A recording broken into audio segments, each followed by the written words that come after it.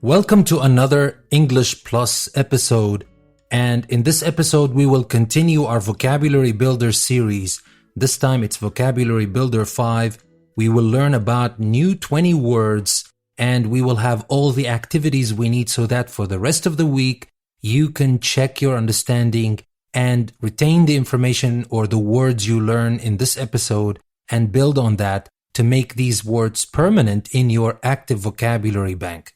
Now let's start with the first word that we have for today, and that is acute. A-C-U-T-E, acute. Now acute is an adjective, and it means with a sharp point or keen and alert, or it can also mean sharp and severe, or it can mean rising quickly to a high point and lasting for a short time. For example, we can say one who is an acute observer of human nature may notice subtle changes in people's behavior. So that was about the word, and now we will move to Ben to talk about some synonyms and antonyms for this word. Ben? Well, as for the synonyms of acute, we have the words clever and penetrating, and for antonyms, we have the words dull, blunted, mild, stupid, and obtuse. All right. Now for the second word, and that is bluster. B-L-U-S-T-E-R. Bluster is a verb, and it means to talk or act in a noisy and threatening way, or it can mean to blow in stormy gusts. And bluster can also be used as a noun, and it means speech that is loud and threatening. For example, we can say when we saw harsh wind blustering around our tent, we decided to change our plans for the weekend. So the wind can bluster, can blow in stormy gusts. Another example for bluster as a noun this time, Dad's manner is all bluster, but beneath it all, he's really a kind-hearted man. It's a speech that is loud and threatening. That's what he does. That's what Dad does. But beneath that, he is a really kind-hearted man. Now, do we have any synonyms for this word? Yes, actually we do. Now, synonyms for bluster as a verb, we have sprout, rant, brag, or swagger. And as a noun for bluster, we have the word bravado. Okay, now we'll move to our third word for today, and that is bungle. Bungle is a verb, and it means to act or work clumsily and awkwardly, or to ruin something through clumsiness.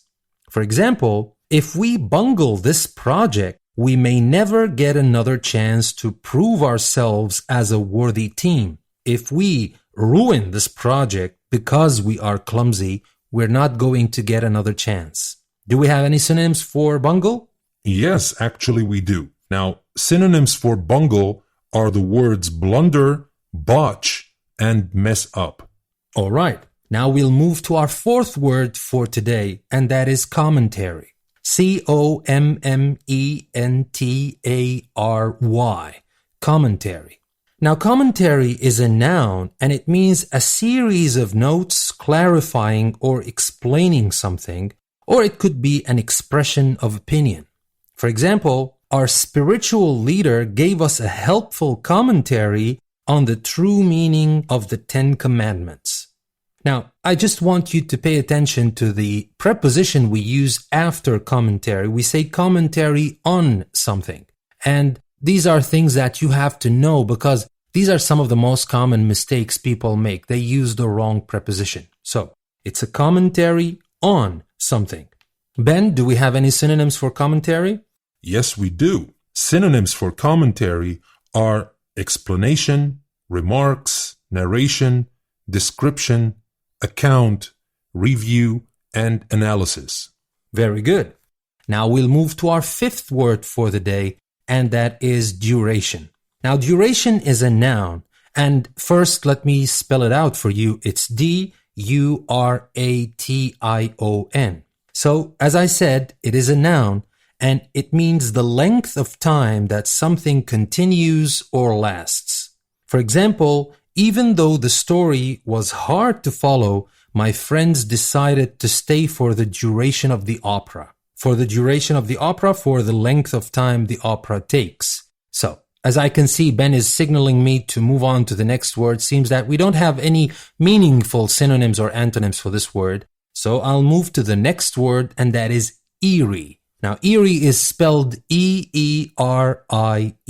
Now, eerie is an adjective, and it means causing fear because of strangeness, or it could simply mean weird and mysterious. For example, it is a lot of fun to tell eerie ghost stories around a campfire. Now, those eerie ghost stories, those mysterious stories, those stories that make you feel afraid because they're kind of strange, mysterious. So these are eerie stories. Any synonyms for eerie, Ben? Yes, this time we have some synonyms. The synonyms are frightening, spooky, or creepy. Very good. Now we'll move to our seventh word for today, and that is facet. Now, facet is spelled F-A-C-E-T, facet, and it's a noun which means one aspect or side of a subject or problem, or it could be one of the cut surfaces of a gem. That's also called a facet. For example, one important facet of problem solving is to recognize when a solution makes no sense. So, that is one aspect of the problem. Okay, do we have any synonyms for that?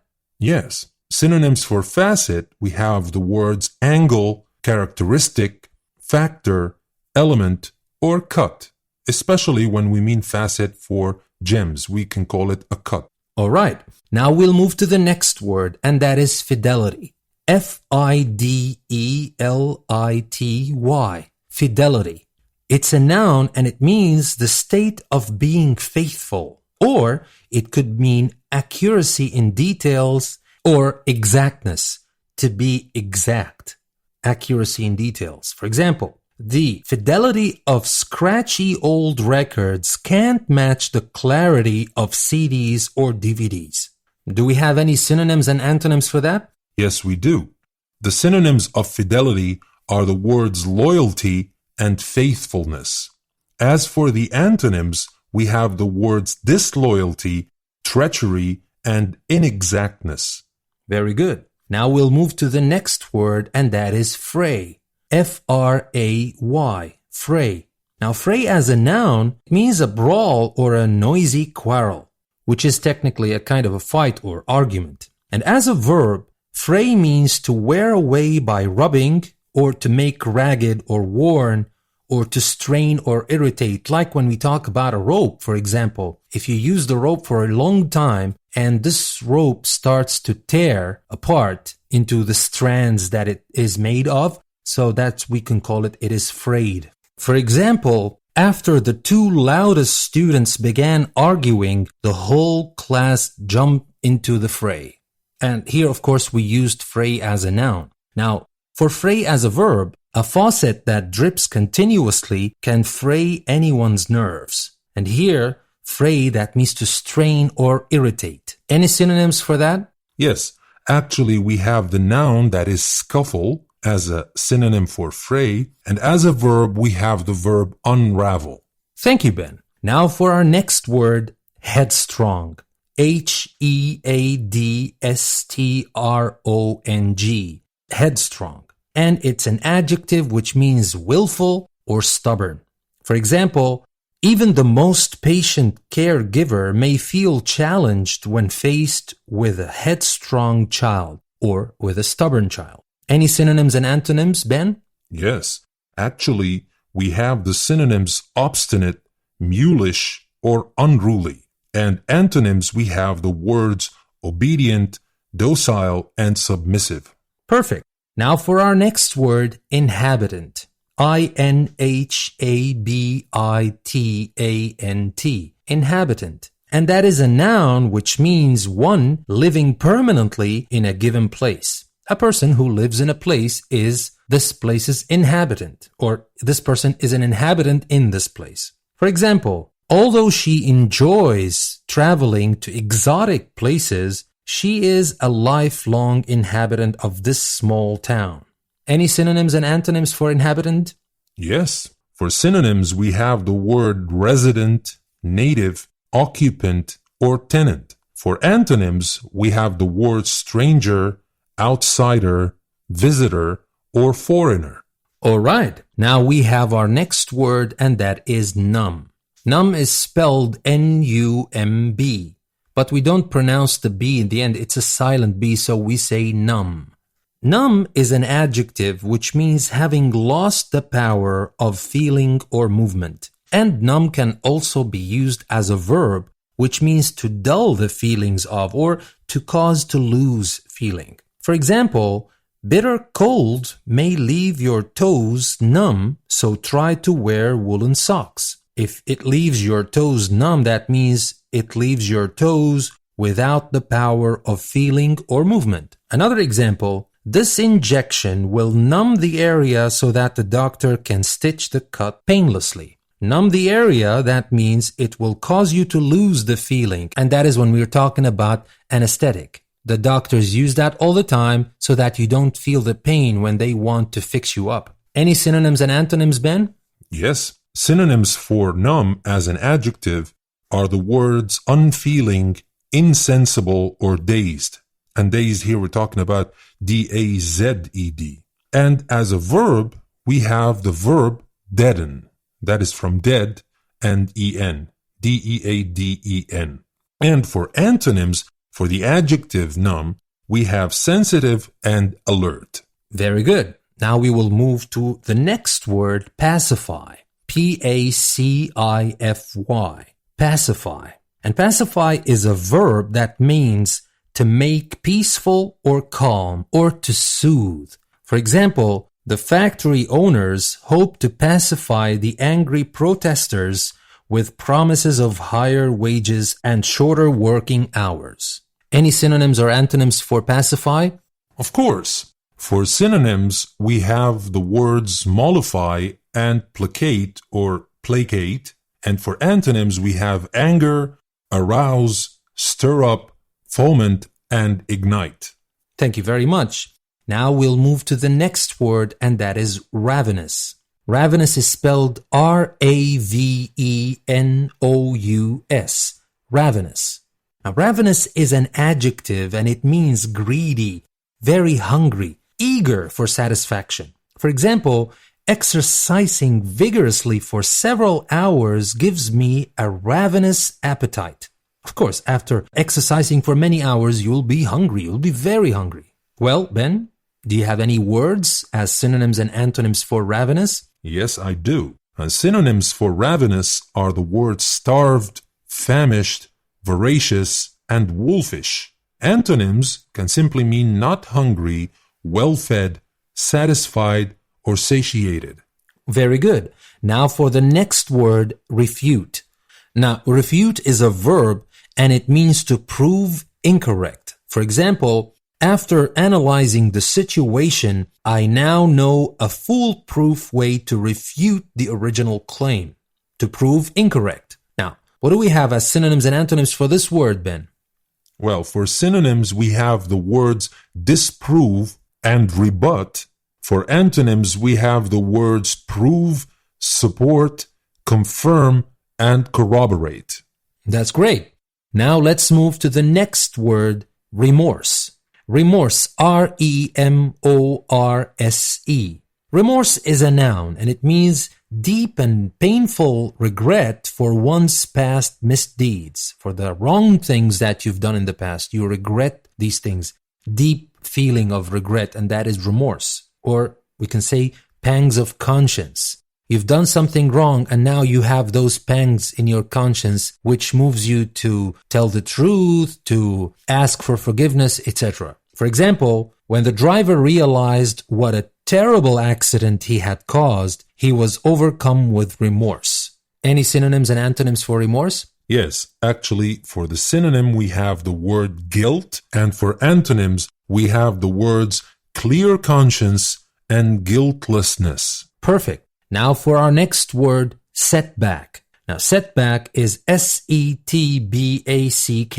setback. And it is a noun which means something that interferes with progress, a disappointment, unexpected loss or defeat, or a step like recession in a wall. For example, a broken toe can be a major setback for a skater who hopes to qualify for the Olympics. Any synonyms for that? Yes, synonyms for setback are the words failure or reversal, and antonyms are the words advance, gain, progress, or triumph. Very good. Now we get to the next word, smug. S-M-U-G. It's an adjective which means overly self-satisfied or self-righteous. For example, just because he got the lead in the school play doesn't justify his irritating air of smug superiority. It looks like it's kind of arrogant. Any synonyms for that? Yes, synonyms for smug are the words conceited and complacent, and antonyms are the words discontented and disgruntled. All right. Now we head to our next word, synopsis. S-Y-N-O-P-S-I-S. Synopsis. Synopsis is a noun, and it means a brief statement giving a general view of some subject, book, etc., just like a summary. For example, the teacher's guide gives a synopsis of the plot of each story in the collection. Any synonyms for that? Yes, we have the words outline, digest, and abstract. All right. And now we have arrived finally to our last word for today, and that is tarry. T-A-R-R-Y. And tarry is a verb which means to delay leaving, to linger or wait, or to remain or stay for a while. For example, he will be tempted to tarry longer if he thinks that this might be their last visit together. Any synonyms and antonyms for that? Yes, we have the words dawdle and dally as synonyms, and we have the words rush, hasten, leave, and depart as antonyms. Thank you very much, Ben, and thank you everybody for listening to those 20 words we have in our today's episode, that is Vocabulary Builder 5. Now, the most important thing about learning new words is practice, and that is what you have plenty of. In the description of this episode, you will find a link that will take you to the website, and you will find there a small PDF full of exercises that you can use to practice the words you've learned here today.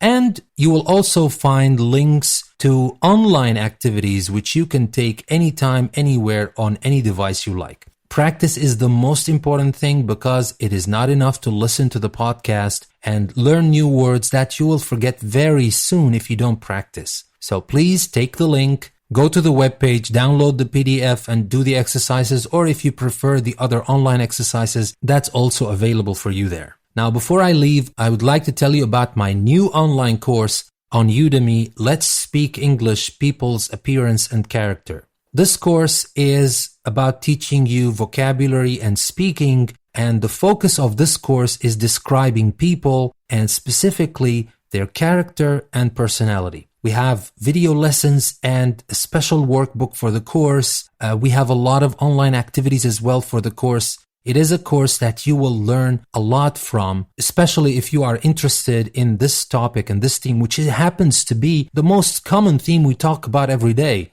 which is people. In the description of this episode, I also included a link to this course, and as a special gift to all my listeners, this course will be available for you for free, and this offer is available for only 3 days. So don't waste time. Take the link now, enroll in the course for free. This is a one-time offer that I made as a special gift for you, for the listeners of this podcast. Enroll in the course, start learning, and don't forget to leave me your honest review, because that helps the course be more visible, and it will help more people see the course, enroll in the course, and get the benefit of English that I would like to share with as many people as possible. And of course, it helps me on a personal level by helping me with my marketing efforts for this course. Thank you again for listening to this episode. I will see you next week with a new episode about Vocabulary Builder and new 20 words we will learn about.